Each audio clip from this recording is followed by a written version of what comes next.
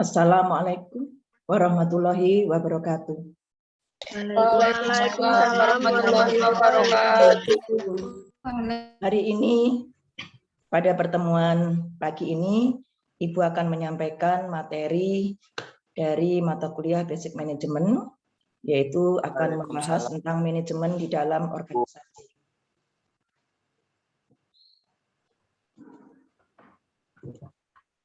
Ada beberapa bahasan yang akan kita bahas pada pagi hari ini. Yang pertama adalah kita memahami dulu istilah manajemen dan manajer dengan lebih detail lagi.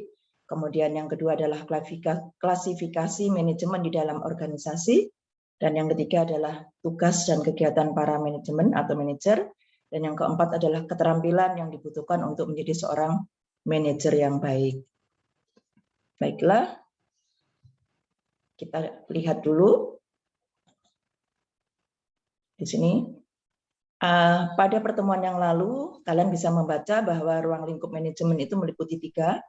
Bisa dilihat manajemen sebagai sebuah ilmu, sebagai sebuah seni, dan yang terakhir adalah sebagai sebuah profesi. Nah, kali ini Ibu akan membahas manajemen dan manajer sebagai sebuah profesi. Istilah manajemen dan manajer itu sebetulnya sama, di mana menunjuk pada suatu profesi adalah orang yang melakukan aktivitas-aktivitas manajemen di dalam organisasi. Kalau orangnya satu, maka disebut dengan manajer. Tapi kalau orangnya 2, maka disebut dengan 2 atau lebih, maka disebut dengan manajemen. Nah, ini beberapa definisi. Maka manajer adalah semua orang yang mempunyai tanggung jawab atas bawahan dan sumber daya organisasi lainnya. Atau dengan kata lain, kalau orangnya banyak, jamak, maka disebut dengan manajemen.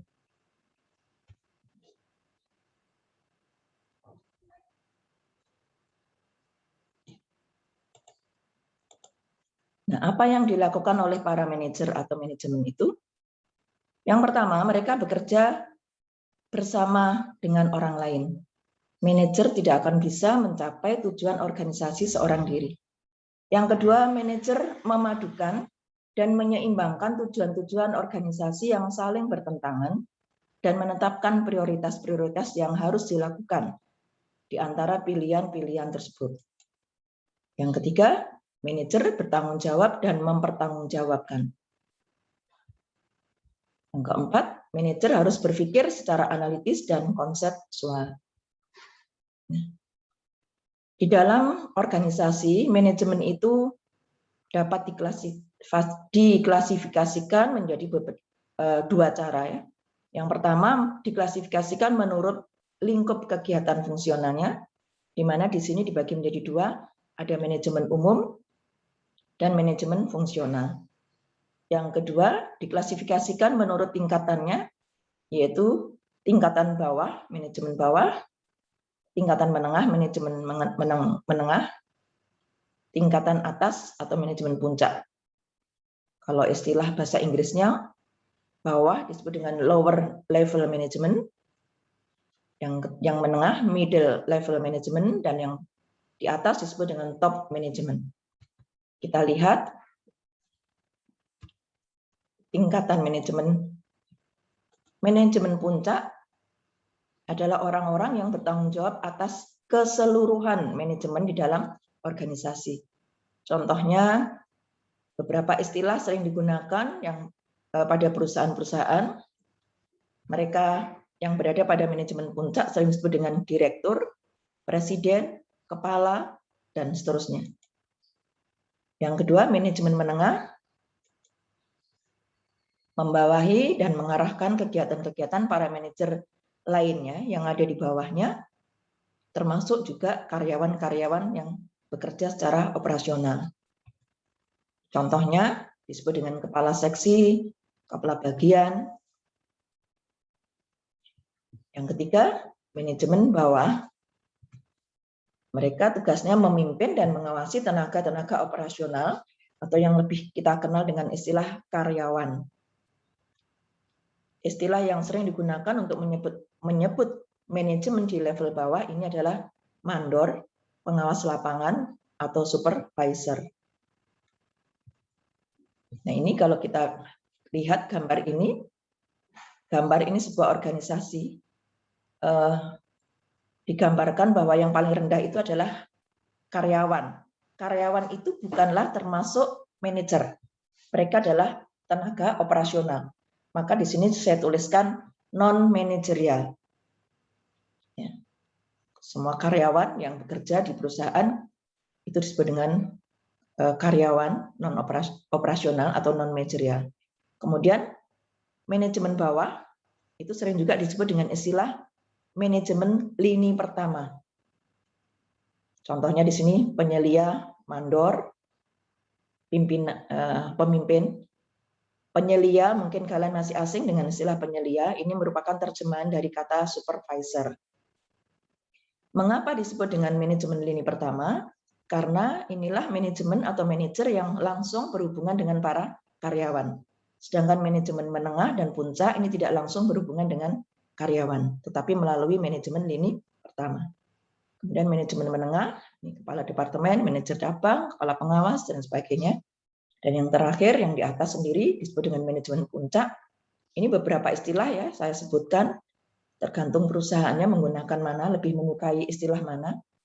Wakil direktur, presiden direktur. Ya.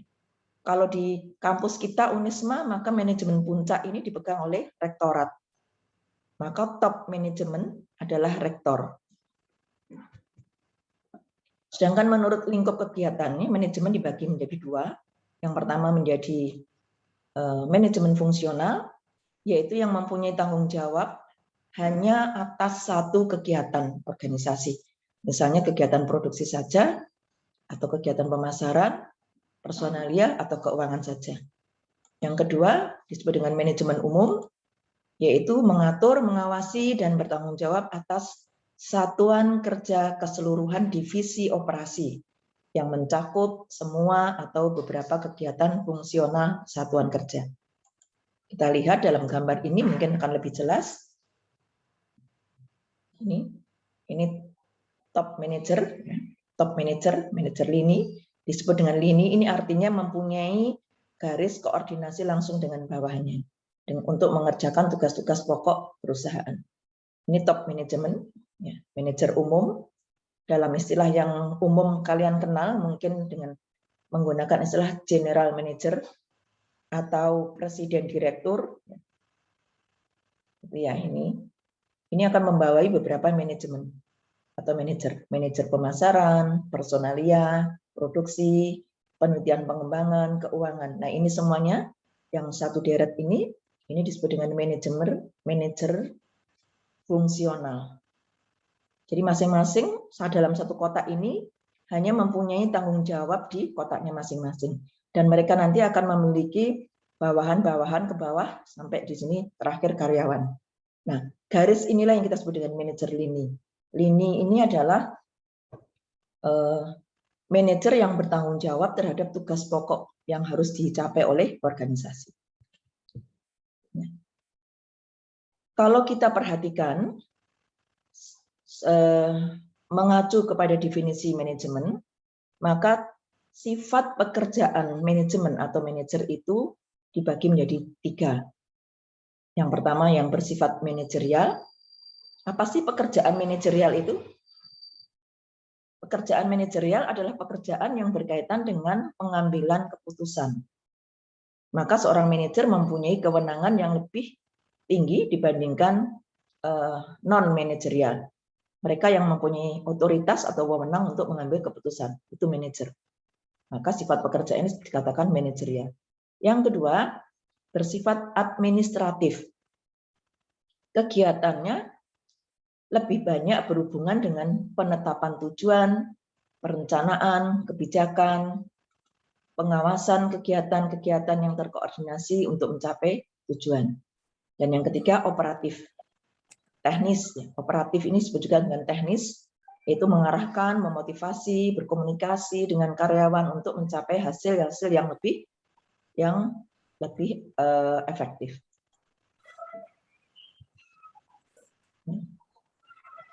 Adapun kegiatan-kegiatan manajer itu kalau dirinci lagi ini ya, ada kegiatan interaksional.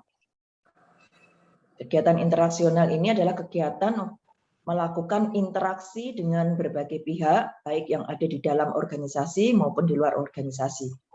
Ini pun dibedakan menjadi 3, ada kegiatan atau peranan yang bersifat ya, peranan antar pribadi, peranan informasional, dan peranan pembuatan keputusan. Yang kedua, kegiatan administratif, tadi sudah Ibu jelaskan, kegiatan teknis. Dan ini saya masukkan juga memiliki kegiatan-kegiatan pribadi. Jadi intinya tadi kan 3, saya tambahkan lagi di sini menjadi 4. Ada kegiatan pribadi, di mana tidak bisa dipungkiri bahwa setiap manajer itu adalah manusia yang memiliki kebutuhan-kebutuhan pribadi yang harus dilakukan pada saat hari-hari di mana dia harus melakukan pekerjaannya sebagai seorang manajer. Kita lihat satu persatu. Apa yang dimaksud dengan peranan antar pribadi? Sebagai seorang manajer, maka manajer itu harus melakukan banyak peranan, yang diantaranya tadi adalah peranan yang berkaitan dengan interaksional. Di sini peranan antar pribadi dibagi menjadi 3. Yang pertama adalah peranan yang berkaitan dengan figurnya sebagai bapak. Mohon maaf ya, bapak ini hanya istilah figurehead ini, bukan, tidak selalu harus laki-laki ya. Kenapa disebut bapak ini tidak harus selalu laki-laki. Kalau kebetulan kayak di Fakultas Pertanian itu dekannya perempuan, ini nggak ada istilah figur mother, nggak ada ini. Ini figurnya figur bapak. Artinya di sini adalah simbol perusahaan yang berhubungan dengan tugas-tugas seremonial, peresmian, ya, pembukaan acara-acara penting, ya, mewakili perusahaan keluar. Ya. Apabila ada undangan-undangan, itu figur, simbol perusahaan itu adalah manajer. Yang kedua, pemimpin atau leader, yaitu memimpin. Banyak sekali aktivitas yang dilakukan di dalam memimpin itu. Mengangkat pegawai, melatih, memberi dorongan, memotivasi, mengawasi, mengarahkan, ya, menerima konsultasi, dan sebagainya. Ini sebagai seorang pemimpin. Nanti kita bahas tersendiri pada bab kepemimpinan. Kemudian juga sebagai seorang penghubung atau liaison. Menghubungkan pihak-pihak luar dan pihak dalam organisasi. Kemudian peranan yang berikutnya sebagai peranan informasional, yaitu intinya di sini menerima dan menyebarkan informasi yang diperolehnya sebagai seorang pemimpin. Maka manajer adalah orang yang pertama menerima dan harus segera menyebarkan informasi yang diterimanya. Kalau menerima dan mengumpulkan informasi itu disebut dengan seorang pengamat atau monitor.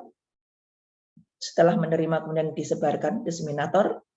Dan yang ketiga juga mewakili sebagai juru bicara, spokesman, menyiarkan informasi keluar unit maupun organisasi. Dan sebagai peranan yang ketiga yaitu peranan pengambil keputusan. Ini dibedakan menjadi 4. Mengambil keputusan yang pertama adalah seorang manajer harus memiliki jiwa entrepreneur, memiliki ide-ide yang baru dalam rangka untuk mengembangkan organisasi. Yang kedua, sebagai penyelesai gangguan yang terjadi di antara bawahannya. Disturban handler, harus bisa meredakan konflik yang terjadi di antara karyawan-karyawan yang ada di dalam organisasi yang dipimpinnya. Yang ketiga, sebagai pembagi sumber daya, alokator resources, mengalokasikan sumber daya yang dimiliki organisasi dengan sebaik-baiknya sehingga dapat digunakan untuk mencapai tujuan organisasi dengan efektif dan efisien. Dan yang keempat, harus juga bisa menjadi seorang perunding atau negosiator yang tugasnya melakukan perundingan-perundingan dengan berbagai pihak di luar organisasi. Inilah 3 peranan yang harus dilakukan oleh seorang manajer dalam kaitannya dan kedudukannya sebagai seorang yang bertanggung jawab penuh terhadap aktivitas organisasi. Nah, untuk melakukan pekerjaan-pekerjaan tersebut,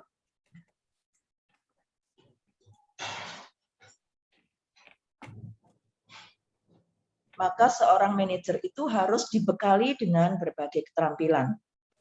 Banyak keterampilan yang harus dimiliki oleh para manajer. Di sini, secara umum, keterampilan tersebut dikelompokkan menjadi 3. Yang pertama adalah keterampilan yang berkaitan dengan conceptual skill.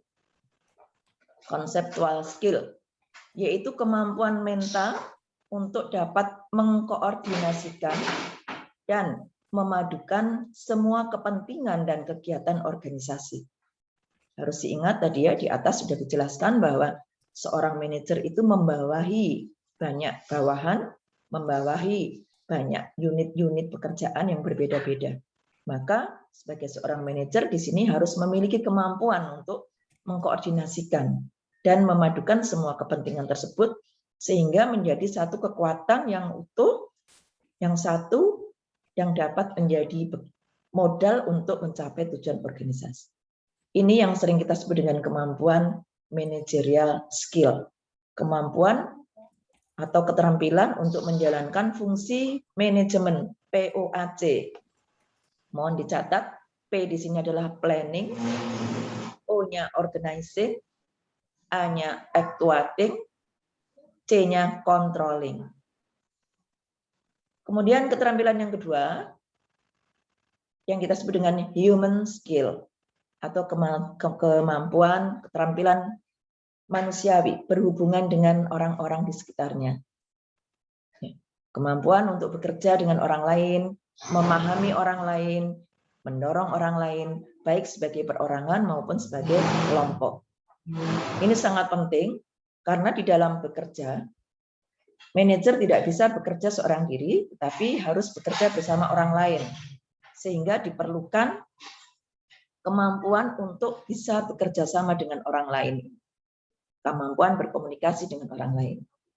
Dan yang ketiga disebut dengan keterampilan teknik atau technical skill, yaitu kemampuan teknik untuk menggunakan alat-alat, prosedur, teknik suatu bidang yang khusus. Ini uraiannya tadi ya sudah. Di dalam sebuah organisasi, kebutuhan keterampilan setiap manajer tersebut berjenjang atau bertingkat-tingkat sesuai dengan tingkatan manajemen tersebut di dalam organisasi. Di mana gambar ini Ibu buat untuk menunjukkan kepada kita semuanya bahwa ini loh perbedaannya. Pada manajemen lini pertama atau manajemen bawah, maka di sini kotak ini dibagi 2, yang sebelah kanan ini yang digambarkan dengan garis diagonal ini, kotak yang sebelah kanan ini ruangannya paling besar di bawah, mengecil ke atas. Sebaliknya yang sebelah kiri ini manajemen administratif ini kecil di bawah, membesar ke atas. Apa maknanya? Maknanya adalah kalau kita tarik di sini manajemen lini pertama itu lebih banyak melakukan manajemen yang bersifat operatif. Sedangkan manajer menengah ini sama, dia lebih banyak membutuhkan human skill-nya di sini di tengah. Tengah ini human skill, dan yang terakhir manajer puncak ini lebih banyak mengerjakan pekerjaan administratif dan manajerial. Jadi kalau seorang mandor itu harus menguasai keterampilan teknis. Berbeda dengan manajer puncak, ini tidak harus kemampuan teknis, tapi kemampuan konseptual skill-nya atau manajerialnya yang harus banyak dikuasai.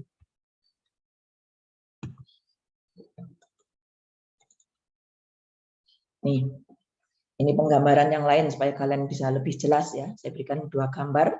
Ini ada di bukunya Ibu semuanya, jadi bisa dilihat di bukunya Ibu. Kalau kalian pengen lihat, bisa di-download di Google Scholar ya. Ini yang teknik hijau di bawah. Yang pink administratif, yang hitam kemanusiaan, ini konseptual. Baik, demikian paparan dari Ibu.